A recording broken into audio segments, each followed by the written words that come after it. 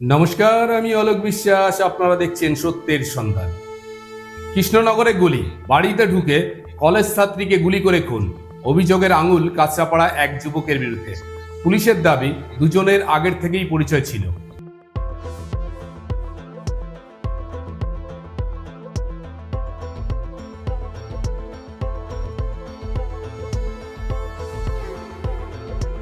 বাড়িতে ঢুকে কলেজ ছাত্রীর মাথায় গুলি করে খুন। কৃষ্ণনগরে এই ঘটনার জোরে শোরগোল পড়েছে। নদিয়ার কৃষ্ণনগরের মানিকপাড়ায় সোমবার তখন দুপুরে বাড়িতে ছিল মাত্র দুজন। দোতলায় ছিল ১৯ বছরের ঈশিতা মল্লিক, নিচের ঘরে থাকতো দাদু। গেট খোলা থাকায় বাড়িতে ঢুকে পড়ে এক যুবক। অভিযোগ, তার নাম দেবরাজ। শটাং চলে যায় দোতলায়, ঈশিতার কাছে গিয়ে তার মাথায় গুলি করে। পয়েন্ট ব্ল্যাঙ্ক রেঞ্জ থেকে গুলি, লুটিয়ে পড়ে ঈশিতা। ঠিক সেই সময়ে বাড়িতে ঢোকে ঈশিতার মা কুসুম মল্লিক। তিনি স্কুল থেকে ছোট ছেলেকে নিয়ে ফিরছিলেন। তার দাবি, সিঁড়িতে দেখতে পান এক যুবককে, তার হাতে আগ্নেয়াস্ত্র। হুড়মুড়ি এসে সিঁড়ি দিয়ে নেমে পালায়। কুসুম মল্লিক দোতলায় উঠে দেখেন মেঝেতে পড়ে আছে মেয়ের নিথর দেহ। বাড়ি যখন এই পর্যন্ত চলে এসেছি, ছেলে ব্যাগটা রাখলো, দিয়ে দেখি ওই পাশ থেকে একটা ছেলে বেরিয়ে আসলো।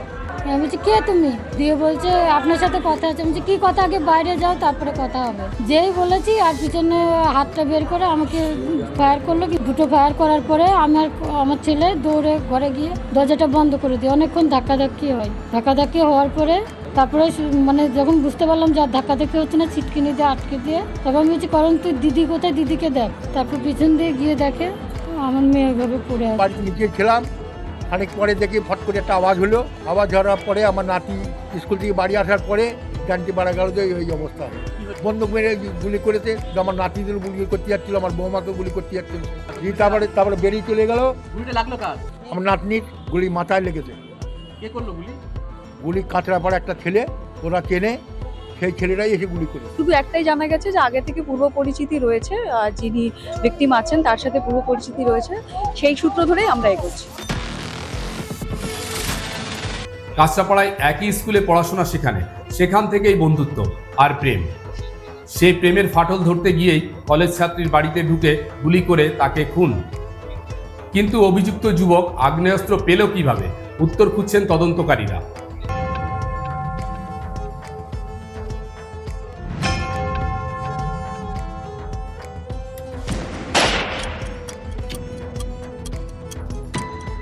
বাড়ির মধ্যে ঢুকে কলেজ ছাত্রীকে গুলি করে খুন।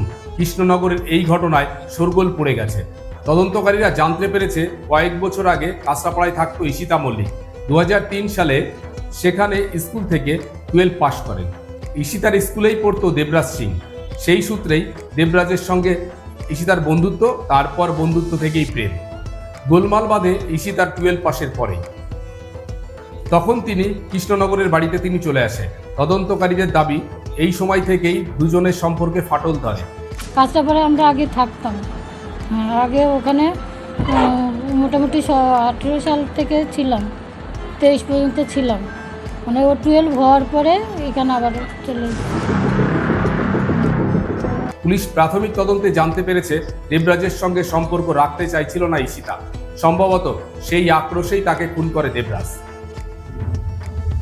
দেবরাজ সিং এর বাড়ি উত্তরপ্রদেশে। মা বোনের সঙ্গে থাকে কাঁচরাপাড়ায় ধরমপুর হোস্টেলে গেটপাড়ার ভাড়া বাড়িতে। বাবা রয়েছে বিএসএফে। এখানে ওরা ভাড়া থাকতো বিগত 2 বছর 2.5 বছর ধরে। তো বাবা যেহেতু আর্মিতে চাকরি করে, তো এখানে ভাড়া থাকতো আর এখানে কেবি স্কুলে পড়তো। এছাড়া আমার কোনো জানা নেই। এলাকায় মিশতো এরা? না, এলাকা এখানে কোথাও মিশতো না, সম্ভবত কাপা সাইডে গিয়ে মিশতো। আর্মি ছিল, সিন থাকতেন না। ওনার ওয়াইফ, ওনার মেয়ে থাকতো আর ওনার ছেলে থাকতো। দেশ রাস্তা? হ্যাঁ, দেশ রাস্তা। বাড়ি কোথায় ছিল? ওরা গোড়াপুর। ওরা 3-4 দিন ধরে নেই। কিন্তু দেবরাজ আগ্নেয়াস্ত্র পেল কিভাবে, এর উত্তর খুঁজছে তদন্তকারীরা। আপনারা দেখলেন সত্যের সন্ধান। আমি অলোক বিশ্বাস, সর্বদাই আপনাদের সাথে।